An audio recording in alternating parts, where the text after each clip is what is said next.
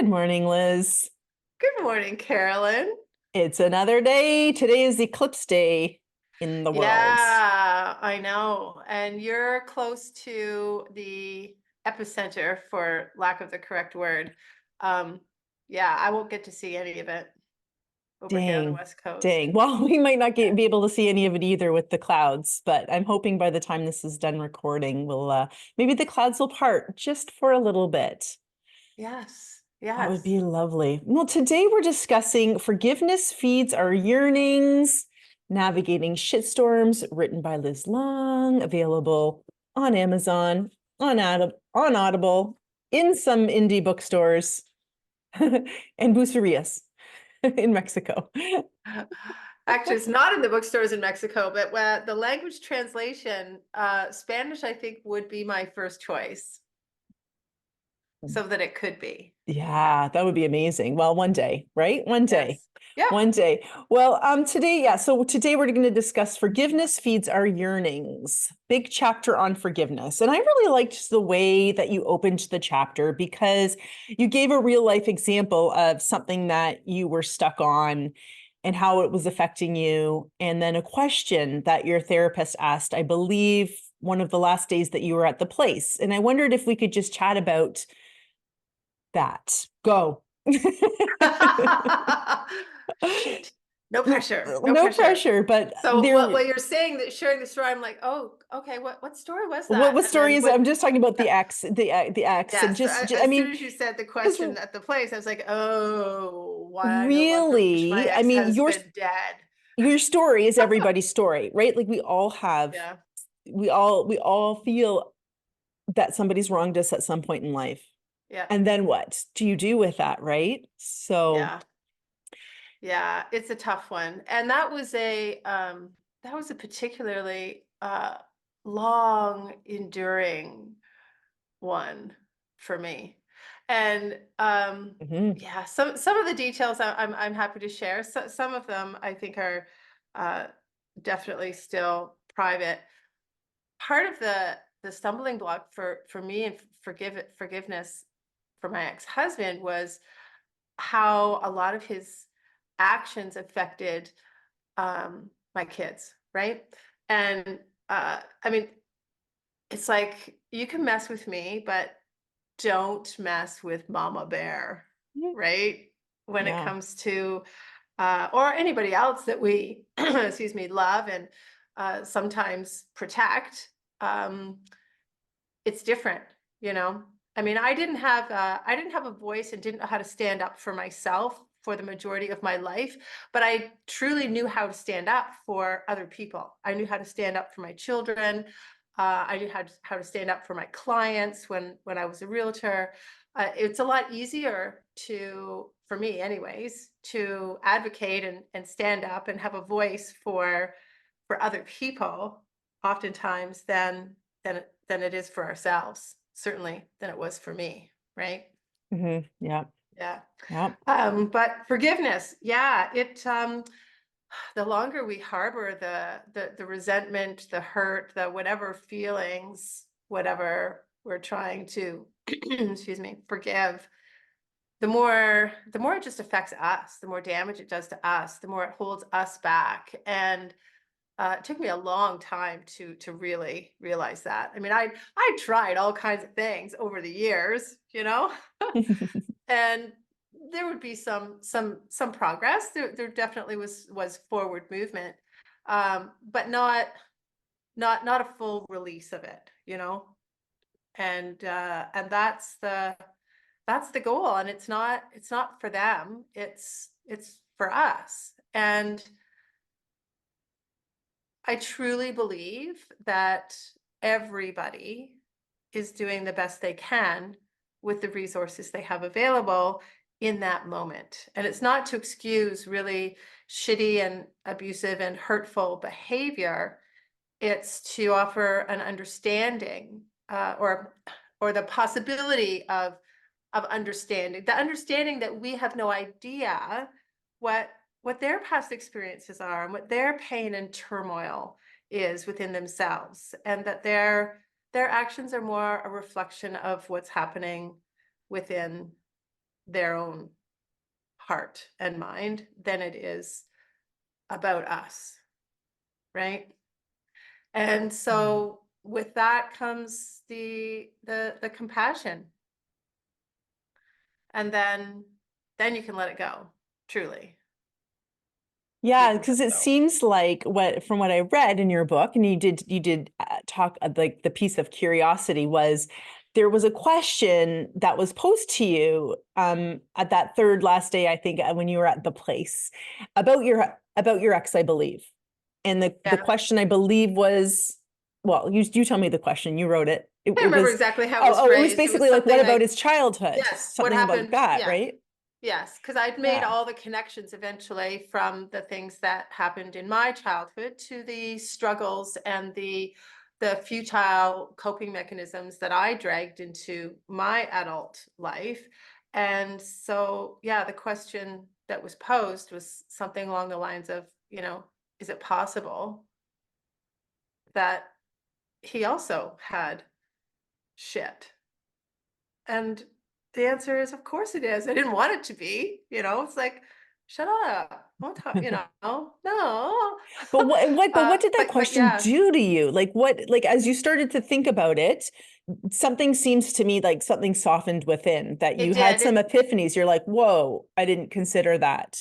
Yeah, yeah. Well, we don't. I mean, we always think things are about us, right? I mean, it's so hard to not take things personally with anything in life. And I think that I'm not alone in that regard, and I've made good progress. But our first reaction, every single human on earth, we think it's about us, and none of it is. Mm. None of it's about us. Everybody's living in their own little world, in their own head, with their own inner dialogue, and their own coping mechanisms and shit. Um, yeah, I couldn't not acknowledge it. I mean, Mm. it was an extension of the grace I'd always already been able to find for forgiving myself for some things. And how could I not? It wasn't any different. It was exactly. And that's exactly the same scenario. And that's true for every single human. It is the same scenario. Mhm. Everybody's processing and doing the best that they can. And we have no idea what has happened to somebody else that has led them to respond and be and think and believe and feel the way that they are thinking and believing and acting. Um, we literally have no idea. So I think it took the giving myself that grace and the forgiveness first. Um, Typically, I think that we struggle to forgive ourselves. That it's harder to do that than other people. But there are circumstances where it's easier to forgive ourselves than other people. It all depends on, you know, what's gone down, right? Yeah. But if I could do it for myself, how could I not offer the same to him? That just that was that was not a possibility in my mind. And so it left me like there was no choice. And it was a I'm not going to say it's easy because it wasn't easy, but it was a natural progression of the therapy I'd been doing. Yeah, it seems like as you're talking about it, it feels like how do I explain it? Like, so say there's been a like a dam, and you take away one little thing of the dam, and then like a little water trickles through, and then you take away something else, and then the water can come through. It's like you had to understand the piece of forgiveness for yourself, and then you could offer it to the other. Yeah, exactly. I love the way And you phrase that. really in offering it to the other, you're really actually just freeing yourself, because the way you're Absolutely. describing it, actually, I can feel the energy lifting. I mean, maybe I'm just making it up, but I can feel the energy lifting from you when you're like, of course I would offer it to him. Whereas the day before, you hadn't even considered it for 19 years. Well, no, that's not entirely true. I had considered it Yes, and I okay. had tried. I had. Yeah. I just there wasn't a whole lot of movement over those years. There was Yeah. little spurts and starts, but Yeah, it, from an energetic standpoint, though, I also think that, that it was felt beyond me. I do believe that that energy carries, and is felt by all the people that were involved, whether they Hmm. realize it or not. Um, that's what I think. Well, it's the power of the energy that you hold for yourself that shifts you in the reality of, and then it shifts everybody else in that reality too. Blah, blah, blah, Yeah. blah. We're Yeah, moving, well, not getting into and even if it. they're not in your reality anymore, because I don't have any kind of relationship or communication with him. Um, No, I mean in the reality though, because oh, because right. because you Yeah. you not holding you holding him in a different vibration, like Yeah. literally it does like it transcends, right? And it does affect. Yeah. But But I'm that's not curious the now if it has, shifted or changed anything for him. Um, yeah, I don't know. I don't know if he's read my book. There was another article published recently, or maybe it hasn't come out yet. I don't know. It was submitted, and it's entitled "Why I No Longer Wish My Ex-Husband Dead," and it talks a little bit about that. So yeah, it is out there, and I hope he doesn't take offense. I think that, I mean, it's not presented in a, and there's no details included in a. It's not meant to be a shaming or blaming kind of thing. It's intended to inspire people and maybe show them how it's possible to do this forgiveness work, because um, it's hard. Well, it's interesting because you mentioned how hard it is to forgive ourselves, and Yeah. it's so true, right? It's just so true that we're all the hardest on ourselves. And it's very, oh gosh, I can't even think of the word. It's like it's an undermining kind of thing because I don't even think we realize it. I think we do it so much that we don't even realize that we haven't forgiven ourselves, or we, not just that, but the guilt, the shame, the all of that stuff, and then even forgiving ourselves for feeling those things, right? Like, you Yeah, know what it I mean? can be a vicious circle for Right? sure. Yeah, Right? I think Yeah.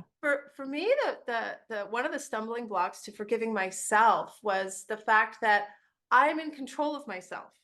You know, like, to Hmm. forgive somebody else, it's like, okay, somebody else did something or said something, and but I had no control over that, and so that can provide a little bit more grace. But um, my behavior, my actions or inactions, or things I say or things that I've said or didn't say, those are totally 100% within my control. Hmm. And so it's almost an affront to my capabilities, so for me, that was a stumbling block, to admit that, you make mistakes, right? And sometimes you recognize it after the fact, and sometimes, and I'm not perfect. I still say things or do things or don't say or do things. But more often than not now, I'll catch it sooner and I'll do what I can to rectify it. I will step up and say something that I wasn't going to, because I was afraid, Yeah. always, right? But I will more often now. Or if I did something that I wish I hadn't, I will say, "Oh my gosh, I can't believe I did that. I'm really sorry, and that's not what I meant to do, and or I'm not sure where that came from, but honestly, it had nothing to do with you." Um, yeah. So there's fewer things. I kind of correct them as I go most of the Yeah. time, not all the time. Well, sometimes too, I find like the mind and the ego get in the way. And that's one of the things for me that will trip me up, right? Because I'll get stuck in my mind and not listen to my heart voice, Yeah. and not Well, listen to that, like, it's okay, da da da, the thing that walks you through. Well, it's the righteousness, I mean, there's Mm. there's there's that voice in our head that wants to judge and wants to be right. And even if you believe with your whole being that you are right, what's the point? You know what I mean? Like, there's I it just doesn't make any logical What's sense, the really. Like, point? really, what is the freaking point?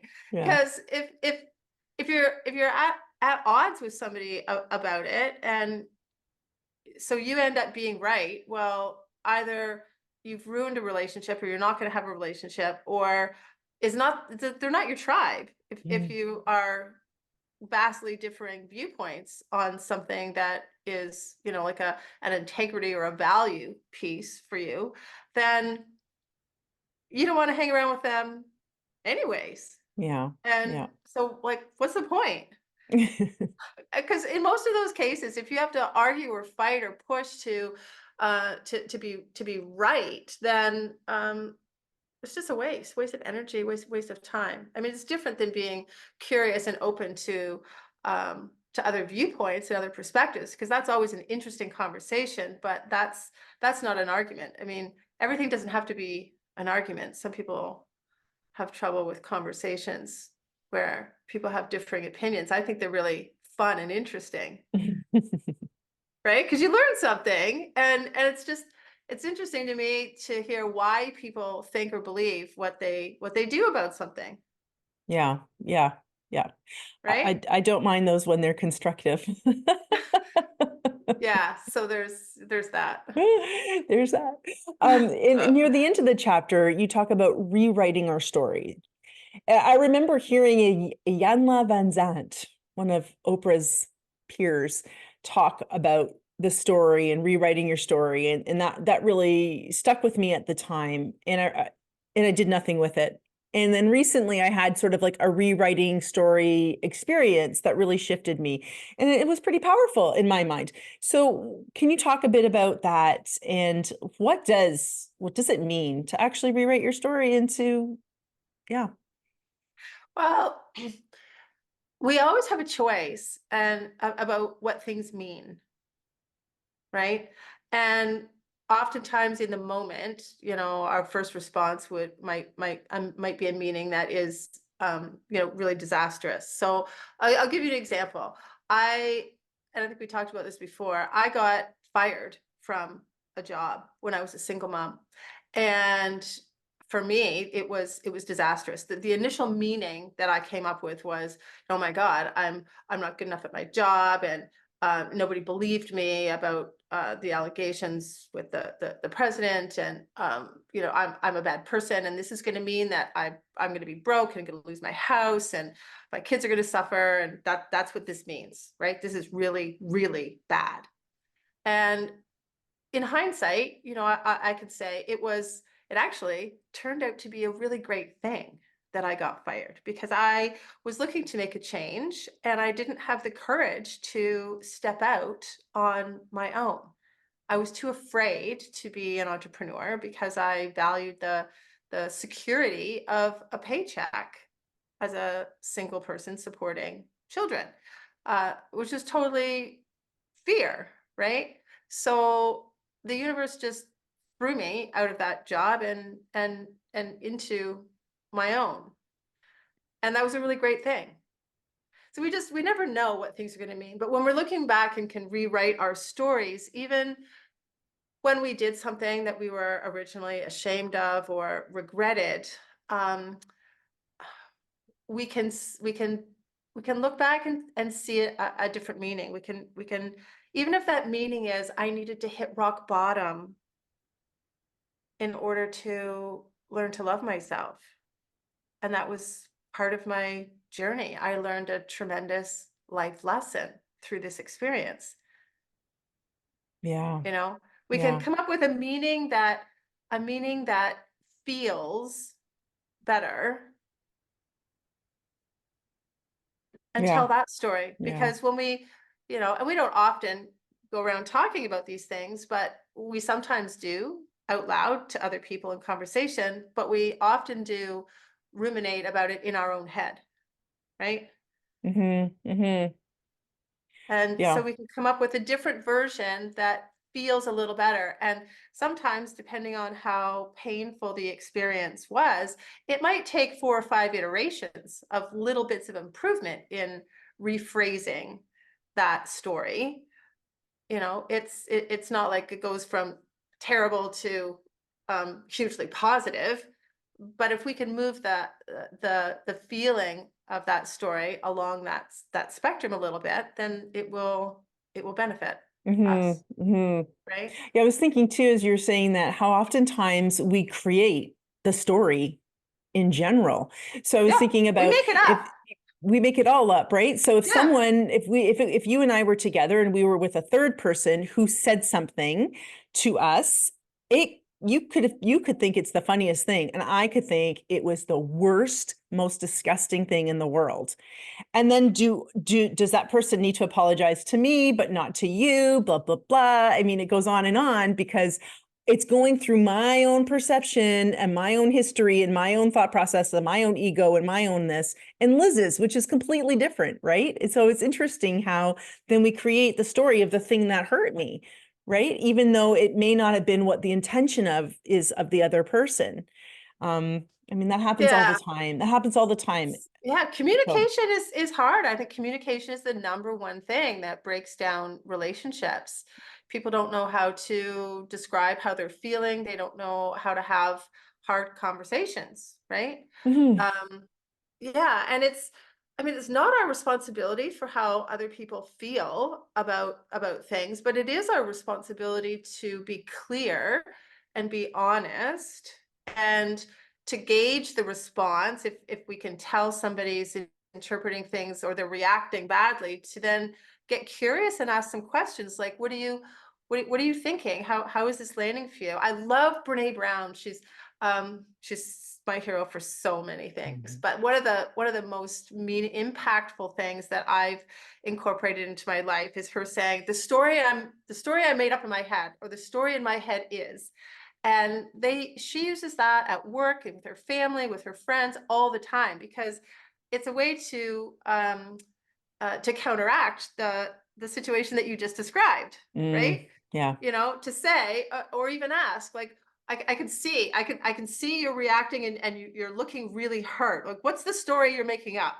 Or maybe that sounds a little putting them on the defensive, but it's better if you phrase it for yourself. The story I'm making up in my head is, I'm looking at you and you look upset, and the story I'm making up is, you're really angry with me for what I just said, and then you can hear their response. Yeah, Yeah. it needs to come from the story in our own head, because we can't make assumptions about, and it's awkward to ask, but hopefully they will participate in that, game, if you will, because yeah, we all do it, and we almost never ask, and we almost never share. We just say, yeah, she said that, and she says it's about somebody else, but I know she's referring to me. I know she thinks that about me too, or she wouldn't be saying it to me, right? Yeah. And it's not true. I Yeah. mean, I suppose there's a chance that it might be, but unless we have that hard conversation and say, hey, the story I'm making up in my head is that you're telling me this because that's what you think of me. And then they'll say, maybe, oh my God, are you crazy? No, but if we don't voice it, if we don't get curious, then we never know for sure. And if we act on and govern ourselves going forward on the assumption of that, which was totally made up, right? Yeah. I mean, Absolutely. it's Absolutely. back to freaking high school. But honestly, when relationships go, whether they're co-working relationships or romantic relationships or friendships or family, whatever, honestly, even though we're like adulting, from an emotional standpoint, we're also in freaking grade 6 most of the time, most of the people Yeah. still. Yeah. Yeah. So it's time to elevate that. Yeah. Yeah. And it's a practice. It's a practice and in Yeah, baby steps, right? Like go easy on yourself as we yeah. all learn these new tools to put in practice. Can you hear me? I don't think she Yes, can. but Oh, I have a tech issue. We don't need to do anything. I'm going okay. to Well, we're finishing up. We're finishing up. no, But I just have to plug my computer in. There we go. anyway, All right. anyway, we're going to wrap up. This is a perfect place to wrap up. And I really appreciate you meeting me today and talking about forgiveness. It's a great chapter. And it's, like I said, baby steps along the way, because it's a process to work through steps like this. It takes time. And that's, one of the reasons why I love, breaking down your book like this, because you do offer more manageable bite-sized pieces. And the analogy of Freedomville and Victim Town really offers the reader, a good foundation, something to build on, right? And this is a lifetime process. I mean, even like we've been doing this for a while, and there's still relationships that aren't great, and some relationships that are good. I mean, it's all ebb and flow, right? So this is a lifetime thing that we're doing. Yeah, absolutely. Yeah. And I love what you said about the places, because they also, just by the nature of the name of them, can make it easier to get curious and open those conversations, right? Like you could say, instead of the story I'm making up in my head is like, oh my gosh, what you just said is like I'm at the Guilt and Shame Cafe, right? And then the person can say, what do you mean? Why? Tell me, you know? So the place names can also be kind of a fun, well, funny, not funny, which is kind of my thing, right? I mean, that's life, right? Funny, not Well, funny. it helps diffuse a situation, Yeah, yeah. right? It's a little Yes. less vulnerable. It's a kind of playful, and yeah, if it sparks those harder conversations, then that's an amazing thing. Well, and it's nice when you can do that. I have said this to your friend Deb about her book, Now What, which is about long-term care. She describes caregivers in 3 different ways: generalizations, salt and pepper, jalapeno. Jalapeno are the spicy ones. And I love the jalapeno one because most people aren't hot and spicy all the time. We have these moments where you would spike, right? In long-term care, like something happens and your loved one is not taken care of the way you want, and you get upset. And so having in my aunt's home, having long-term care home, and having this language, I could then say to the receptionist or the nurse, I'm having a jalapeno moment. Can you help me through this? So I was like basically saying, I don't want to go off on you. And it's about to happen if we don't get this resolved. Warning, warning. And we deal with it. But it was a nice way to just to lighten up the that tension or whatever, right? So I do appreciate you having these kinds of names in your book as well, because if a couple say both reads the book, then they can use these touch points. Yeah. So thanks so much. Appreciate meeting me today, and I hope you have a wonderful rest of the day. Thanks, Caralyn. You too. See you Take care. soon. Bye. Bye.